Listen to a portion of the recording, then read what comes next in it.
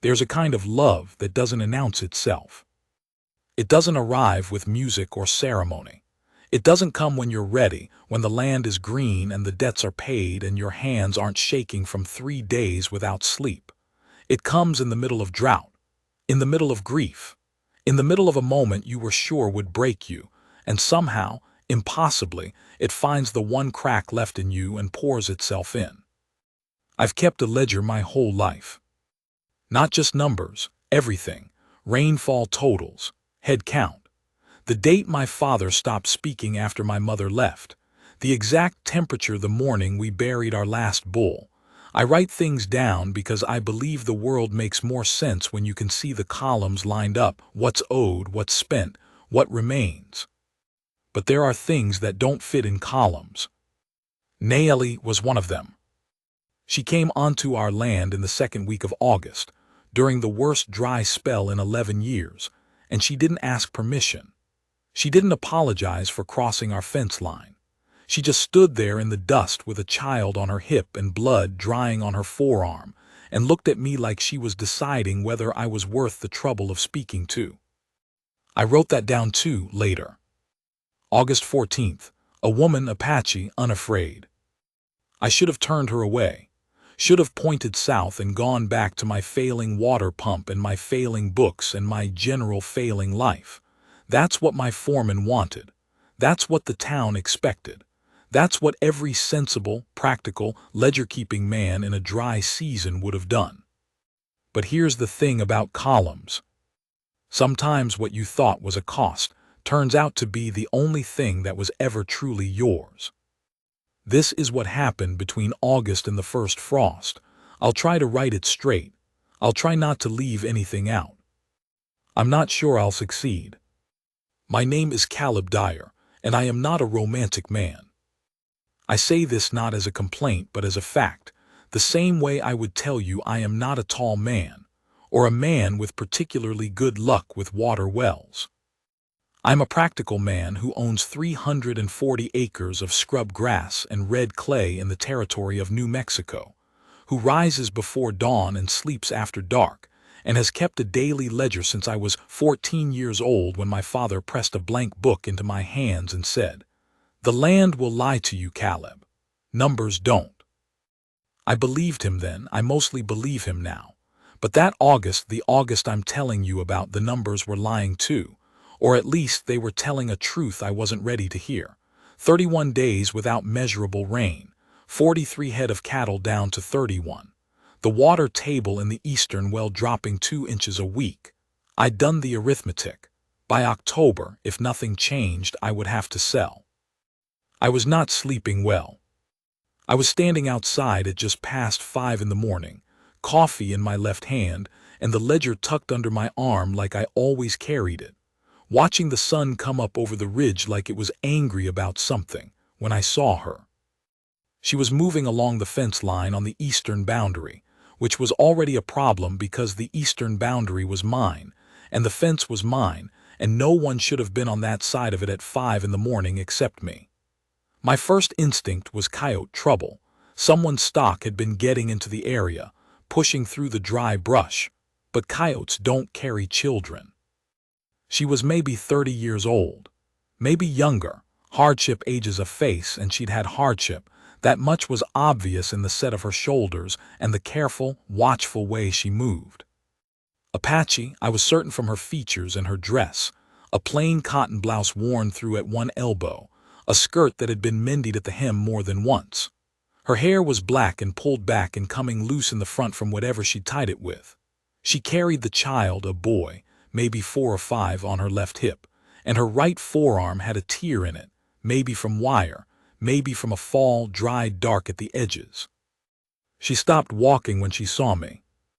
I stopped drinking my coffee. We looked at each other across about 40 yards of yellow grass. Then she kept walking. Not toward me, not away from me. She just resumed moving along the fence line like I was a fence post that happened to be holding a coffee cup. I stood there for a moment, genuinely unsure what to do with that, and then I set my cup on the fence post that was not me and walked toward her. "Morning," I said. She glanced at me, not unfriendly, not friendly, assessing. "You're bleeding," I said, "because I'm a man who states facts." She looked at her arm the way you look at something you'd already noted and filed away for later. "I know," she said. Her English was clear and unhurried. "You're on my land." "I know that too." The boy on her hip was watching me with the complete, unblinking attention that small children and owls share. He had a bruise yellowing on his jaw that made my stomach tighten before I'd even made any decision about whether to care. "Where are you going?" I asked. She looked at the ridge to the south, then at me. "Away from something," she said, "not toward anything yet."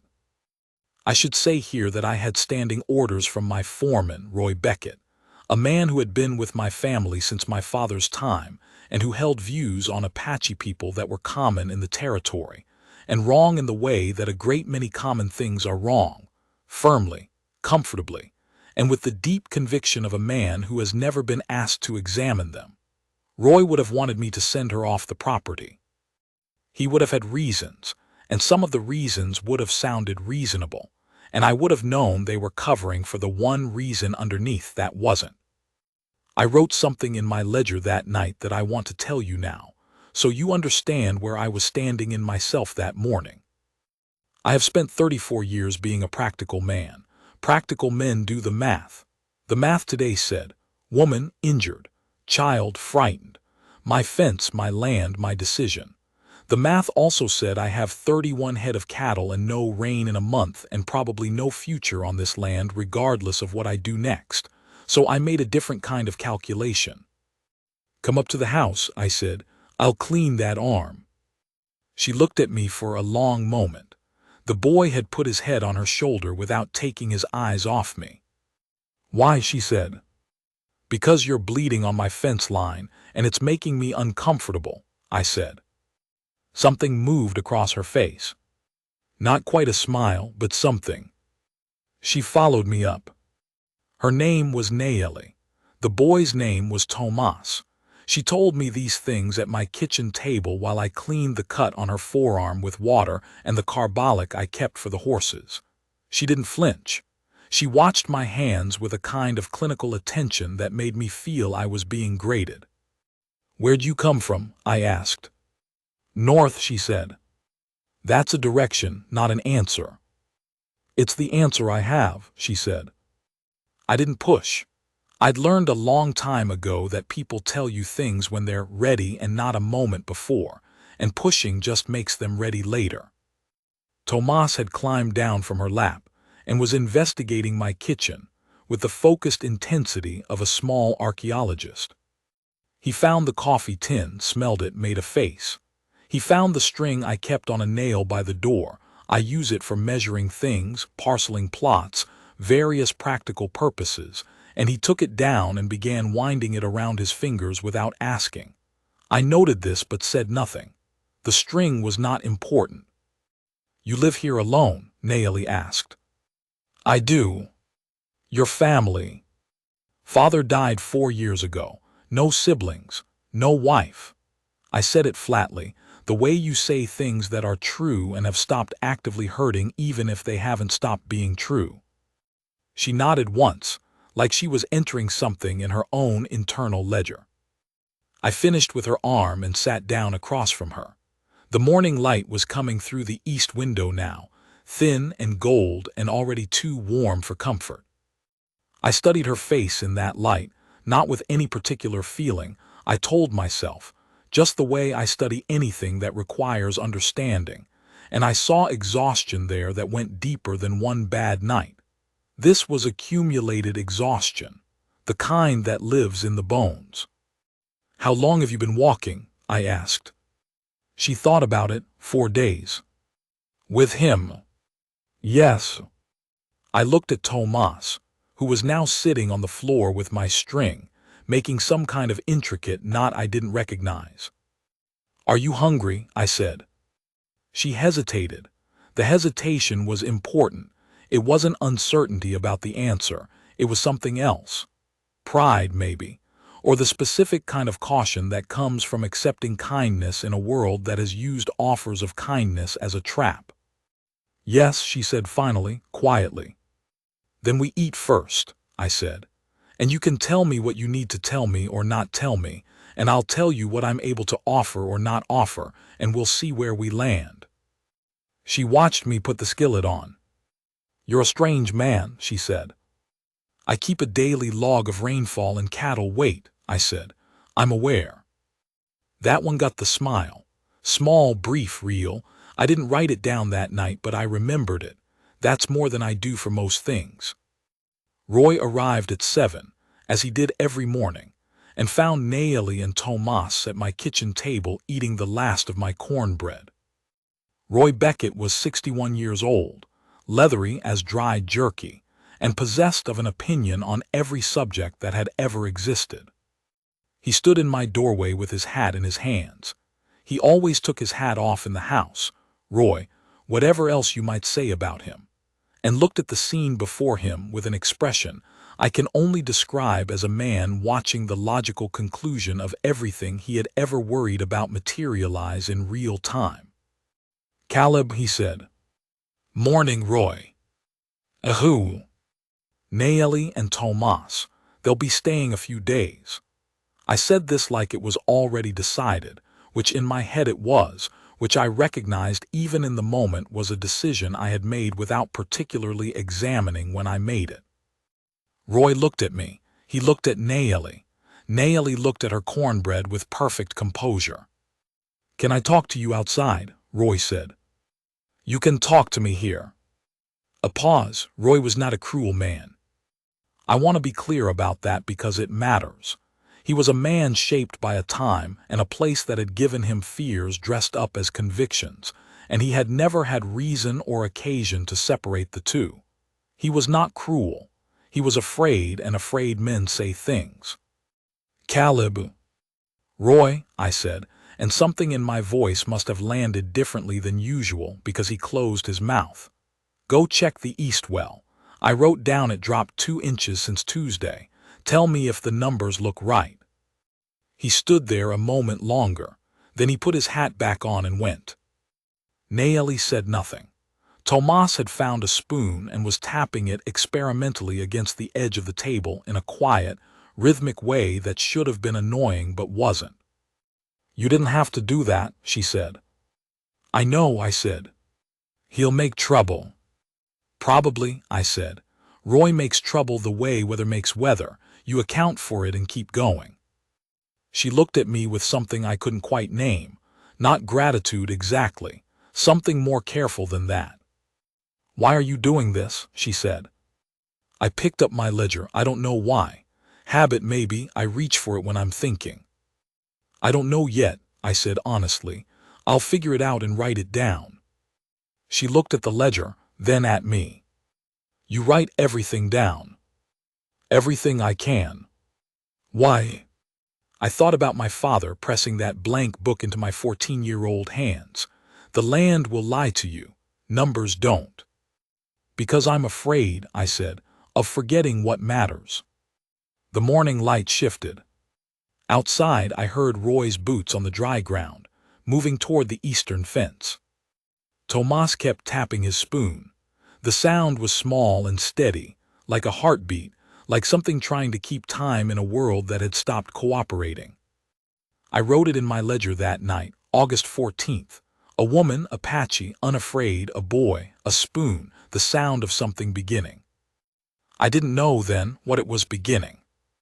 I didn't know that what she was running from would find her here. I didn't know what she was carrying.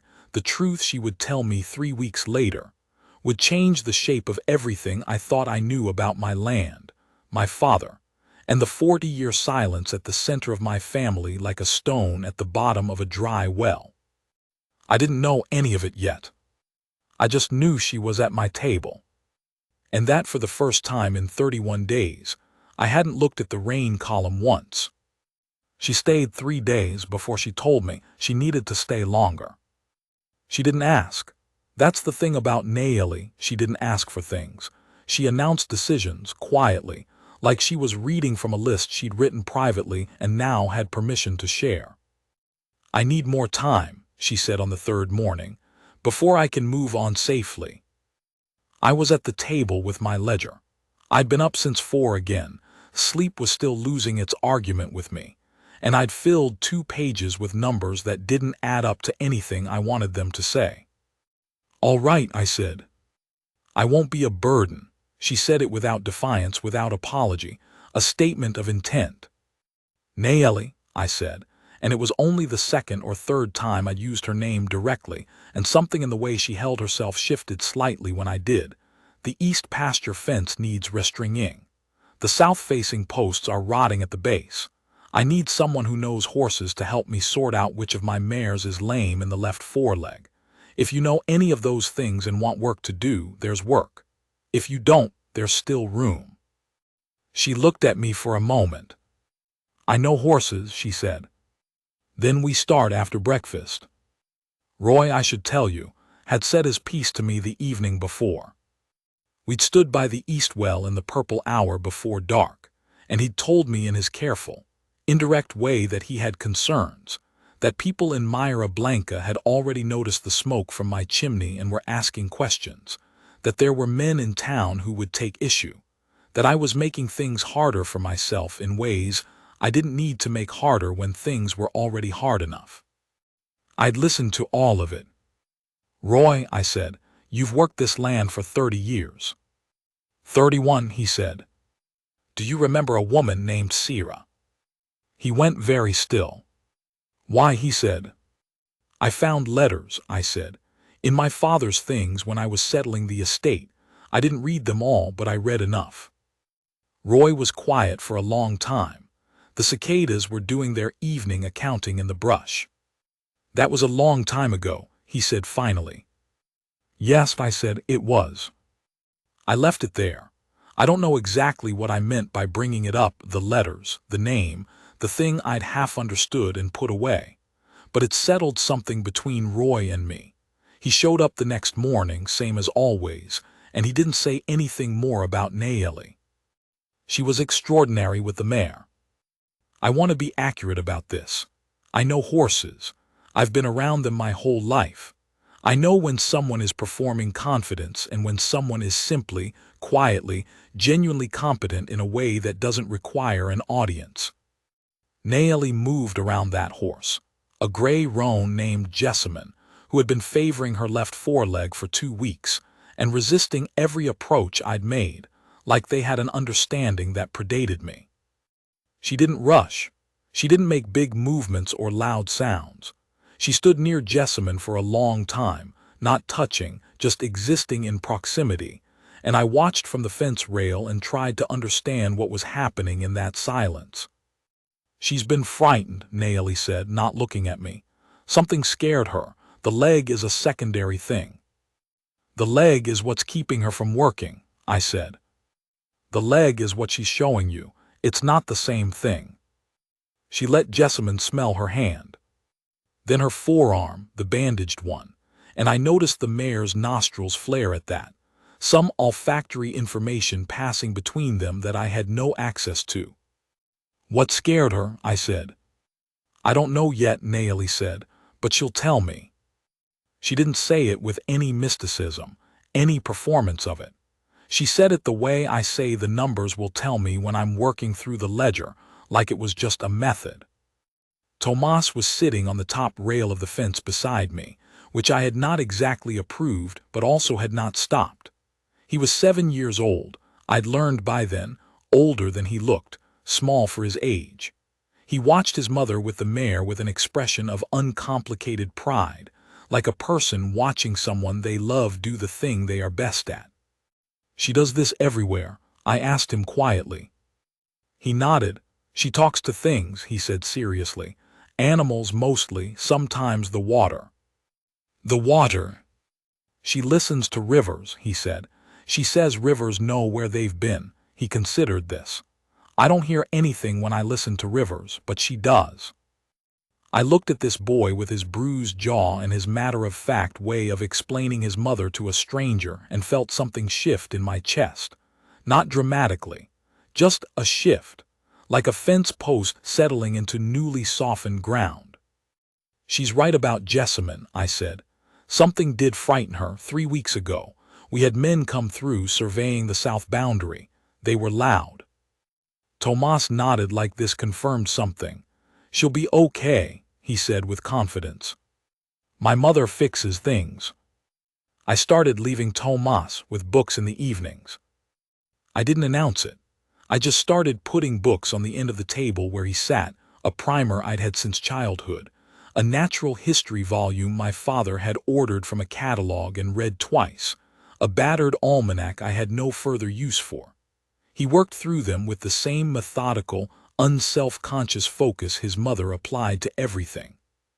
On the 5th day, I found him at the table with my current ledger. He'd been reading it, not writing, just reading, tracing the columns with one finger without touching the ink. When he heard me come in, he looked up with an expression that was half startled and entirely unbothered. You keep very careful records, he said. I do. There's a sad part, he said. He pointed to a section. August of 4 years ago. I didn't have to look to know what was there. August 22. Father passed at 4:10 a.m., 12 head of cattle, 140 acres in drought, balance, insufficient, balance in other columns, unknown. I'd written that. I'd been 28 years old and I hadn't known how else to hold what I was feeling, so I'd put it in the ledger. Yes, I said, there's a sad part. My mother keeps a sad part too, he said carefully. She doesn't write it down, she keeps it here. He touched his own chest. He handed me the ledger like he was giving something back that I hadn't known I'd dropped. I sat down across from him. Tomas, I said. What is she running from? He looked at me for a moment with those eyes that were 7 going on 37. She said she'd tell you when she was ready, he said. She's close to ready. How do you know? She stopped watching the door at night, he said simply. I thought about that for the rest of the day. What it meant that a woman and her child had arrived in such a state that the measure of feeling safe was. She stopped watching the door. I wrote it down. August 19th. She stopped watching the door. I don't know yet what that cost her. I intend to. Roy came to me on the 7th morning with something in his expression I hadn't seen before. Not anger, Roy's anger I knew well. It had a particular set to his jaw. This was different. This was the face of a man carrying something he'd been carrying too long and was now, against his better judgment, considering setting down. The dire south boundary, he said. You said you found letters. Yes. We were at the corral. Nayeli was working with Jessamine on the far side, out of easy earshot. Roy watched her for a moment. Your father, he said and stopped. Roy. Your father knew her people, he said, carefully, like someone placing stones across a river testing each one. 40 years ago, before you were born, before your mother, there was an arrangement about the water. I turned to look at him fully. What arrangement? Roy took his hat off, held it in both hands. The South Springs, he said. The ones that fed the creek before the creek dried up in 71. Your grandfather claimed those springs in the survey of 1860. But before that, before the survey, there were people who used those springs, had used them for longer than your grandfather's deed went back. The air had gone still the way it does before weather. My father knew this, I said. It wasn't a question. Your father knew this, Roy said. He struck an arrangement with an elder rite of passage, rite of water use in dry season, all of it unofficial, all of it a handshake and a promise. And then your father got sick and the arrangement wasn't written down anywhere. I heard the echo of my father's voice. The land will lie to you, Caleb. Numbers don't. He didn't write it down, I said. No, Roy said. He trusted it. He was an honorable man in ways that didn't always account for him dying. I looked across the corral at Nayeli. She had Jessamine eating from her hand now. The mare's head was low and easy. Whatever had frightened her 3 weeks ago was somewhere she couldn't reach it anymore. "Roy," I said, "who was the elder?" Roy put his hat back on. "Her grandfather," he said. The word landed in the dry air and stayed there. Her grandfather. I looked at my land differently in that moment. I can't explain exactly how, except to say that land you've owned your whole life can still surprise you. It can still turn out to have a history that isn't only yours. I walked across the corral to Nayeli. She looked up when I got close. Jessamine didn't startle. "I think," I said, "you were going to tell me something." She held Jessamine's jaw gently in her hands, this steady, quiet woman who'd stopped watching the door. "Yes," she said, "I was. She told me at the South Springs." That surprised me. I hadn't been to the South Springs in 2 years, maybe 3. After the creek went dry in '71, the springs had become a kind of grief landmark for me, a place I avoided the way you avoid the chair a person used to sit in. I'd known they were still flowing weekly beneath the hardpan because my water table numbers told me so, but I hadn't walked out there. Nayeli walked out there every morning. I found this out on the 8th day when I rose at 4 and looked out and saw her figure moving south through the blue pre-dawn, without Tomas, alone, a water skin in her hand. I followed her, not secretively. She knew I was there from the first 100 yards. She had that quality of absolute environmental awareness that I had begun to think of as another form of the ledger keeping, a different system of accounting for what was present and what was absent. The springs were a depression in the red clay about 2 miles south of the house, surrounded by the stubbled remnants of cottonwoods that had given up in the drought. The water came up slow and clear through the rock, pooling in a natural basin about the size of a dining table. She was crouched at the edge of it, her hand flat on the surface. Listening, like Tomas had said, rivers know where they've been. I sat down in the dirt a few feet away and waited.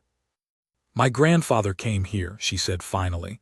"When I was small, he showed me this place. He said," she paused, gathering the memory or the translation or both. "He said this water and the dire water were the same water, underground, that the land didn't know the difference between the deed and the stone." "Roy told me about the arrangement," I said. "Your grandfather and mine." She looked at me then. Something moved behind her eyes. "My grandfather died believing that arrangement would hold," she said, "that the water rights would pass, that in dry years our people could come south to these springs." She looked back at the water.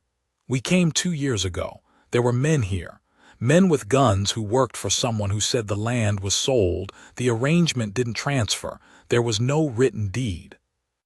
"Sold," I said. My voice sounded strange to me. "I don't know the name of who they worked for. I only know they had guns and a paper and they—" She stopped. "They hurt Tomas," I said. The words came out flat, which wasn't what I felt, but it was what I could manage. She was quiet for a long time. "His father," she said, "tried to argue with them. There was a confrontation. His father didn't." "I understand," I said, and I meant it in the fullest sense of the word, the "I will not make you say the rest of it" sense. The sun was just beginning to suggest itself on the eastern ridge. The water in the basin caught it in a thin, bright line. "I went north," she said. "I had family north, but I had to pass back through here eventually, through this land, and I had I don't know the English, a requirement, a thing I needed to complete. I needed to stand here again, at these springs." She touched the water again, that flat-palmed gesture. "And I needed to know if there was still someone who remembered the arrangement, or if everyone who remembered it was gone." I sat with that for a moment. Then I opened my ledger. I carry it everywhere, I've said that. I had it in my jacket pocket, and I took it out, and I turned to a page near the back. A page I'd written in the first week of sorting through my father's estate, in the particular clarity that grief brings when you're reading through a dead man's papers. My father's handwriting, a copy he'd made in my father's careful, deliberate script. "Agreement of water rights, South Springs, Dyer Land, July 1864. Oral compact between Samuel Dyer and grandfather Chayton of the Tonto Apache. In dry season, right of access and use of South Springs. Passage through the south boundary. Witnessed by Roy Beckett, age 18. I held the ledger out to her. She took it, she read it again. Her hand, the one that had been in the water, left a wet mark on the page at the edge. I watched her face while she read, and I will not try to describe what I saw there because I don't think I have the vocabulary for it. I can tell you that she was very still. I can tell you that the quality of her stillness changed 3 times while she read. I can tell you that Tomas's father was somewhere in that stillness, and her grandfather, and the men with guns and papers, and 4 days of walking with a small boy on her hip. When she looked up at me, her eyes were dry. Whatever this feeling was, it was too large for the ordinary expression of it. "Your father wrote this down," she said. "He did. But he didn't tell anyone." "He told Roy," I said. "Roy told me this morning." I paused. My father wasn't always wise about what to do with what he knew. He kept things in his head that should have been in writing. He trusted his own memory too much. I looked at the ledger in her hands. I'm different from him in that way. I write everything down. She looked at the ledger for a moment longer, then held it back out to me. "Keep it," I said. "That page, I'll copy it for the record." She shook her head. "It means more coming from you," she said. "An original." "Nayeli," I didn't take the ledger back. "The land is failing, I told you that. The drought is taking the eastern pasture, and if nothing changes by October, I'm going to have to sell. But while it's mine," I started again. "While it's mine, the arrangement holds. That's not kindness. That's not charity. That's what was always true. The deed was mine, but the arrangement predated the deed. And both things can be true at once." She was watching me with that careful, assessing look she'd had from the first morning. "You're not what I expected," she said. "What did you expect?" "Another man with a paper," she said quietly. We sat at the springs until the sun was fully up, not talking mostly. The water moved in the basin in its slow, clear way, doing what water does, which is move toward where it needs to go regardless of what men write on paper about who owns the path. I wrote in my ledger that night, August 22, the springs, the arrangement. Her grandfather's name was Chayton. I am writing it here so it is not forgotten again. The men came on a Thursday. I'd known they would in the abstract way you know weather is coming. The signs were there. Roy had heard something in town, and I'd felt the shape of it building for days. 3 men, mid-morning, riding up the south track with the deliberate slowness of people who want you to see them coming. A lawyer from Santa Fe named Aldous Crane, thin and dry as the land he rode through, and 2 men whose function required no introduction. I was on the porch when they arrived. My ledger was in my breast pocket. It is always in my breast pocket. "Mr. Dyer," the lawyer said from his horse. He had a folder of papers. They always have papers. "I represent certain interests that have acquired adjacent land rights to your south boundary, and there have been reports of unauthorized persons." "The South Springs are on my land," I said. "Deeded Dyer property, survey of 1860. "That's a matter we'd like to." The springs are also subject to a prior compact of water right, July 1864, between Samuel Dyer and the Tonto Apache, witnessed by Roy Beckett. I said it the way I say numbers. Level. Clear. Roy Beckett is 61 years old and lives 1 mile east of here and is in good health and a clear memory. The compact is documented in the Dyer family records. I touched my breast pocket. I'm happy to present that documentation to whatever territorial authority you'd like to involve. The lawyer looked at me. Behind me, I heard the screen door. I didn't turn around, but I heard it, and I heard Roy's boots, and on the other side I heard Nayeli come around the corner of the house with Jessamine, who walked without a limp now. The gray mare looked at the men on horses with the particular disdain of an animal that has survived worse. The lawyer said something quiet to the 2 men beside him. "This isn't resolved," he said to me. "Not everything is," I said, "but some things are." They rode back south the way they came. I watched them until they were small on the horizon, and then I turned around. Roy was on the porch with his hat in his hands. Naomi stood at the corner of the house with Jessamine. Tomas was sitting on the fence rail with a book. Nobody said anything for a moment. Then Roy said, "I should have said something 30 years ago." "Yes," I said, "you should have." He nodded. He put his hat back on. "East fence needs stringing," he said. "It does," I said. He walked toward the east fence. She left on a Wednesday in late September, a week before the first frost, on a morning that smelled like cold coming. I'd known it was coming, that she would go. The arrangement had been acknowledged, documented, witnessed. She had what she'd walked 4 days to find, and she had family north who needed her, and she was not a woman who let herself be kept by circumstances when circumstances had shifted. Tomas was upset in the specific wordless way that children are upset about things they don't have the framework to argue against. He didn't cry. He helped pack. He tied his own bedroll with the same methodical focus he brought to everything, but his jaw was set in a way I recognized. When he was done, he came and found me at the corral. "Will you keep writing it down?" he said. "What happens here?" "Every day," I said. He thought about this. Then he reached into his pocket and held out something to me. The piece of string, my string, the one he'd taken down from the nail the first morning and had kept, wound into a specific series of knots I still couldn't identify. "My father made one like this," he said. "It's for remembering." I took it. It sat in my palm, this small, complicated thing. "Tomas," I said, "you're a remarkable person." He looked at me with his 7 going on 37 eyes.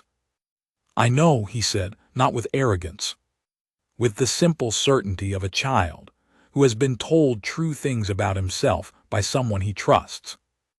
Naomi and I stood at the south fence for a few minutes, while Tomas was saying goodbye to Jessamine. "Will you come back?" I said, "in dry season?" "The arrangement holds," she said, "a statement." "It does." She looked at my land, my 340 acres of failing scrub grass and red clay, my eastern well dropping 2 inches a week, my 31 head, my ledger full of numbers that didn't add up. "You might lose this land," she said, not unkindly. "I might," I said. "What will you do if you do?" I thought about it honestly, which is the only way I know how to think about things. "I'll write it down," I said. "And then I'll figure out what's next." Something in her face, the careful, watchful face that had been assessing me since the first morning on the fence line, settled into something different, something like recognition. She put her hand briefly on the fence post between us. "You're a good man, Caleb Dyer," she said. She didn't say it like a gift. She said it like a fact, the way you say something you've finished calculating and are ready to enter in the record. She took her hand off the post. She called to Tomas. They walked south through the yellow grass until the ridge took them, and I stood at the fence with my ledger in my hand, and the string of knots in my pocket, and the sound of the wind in the cottonwood stumps, which in some moods sounds like nothing, and in other moods sounds like everything that has ever been left behind. I opened the ledger. I wrote the date. I wrote what had happened carefully, the way my father never did and should have. I wrote Chayton's name again, for good measure. I wrote Naomi, I wrote Tomas. Then I looked at the ridge. The land looked the same as it always had, dry, stubborn, red clay, mine and not only mine, scored by history I was only beginning to read correctly. The sky to the north had a yellow tinge that might be weather coming. I made a note of it.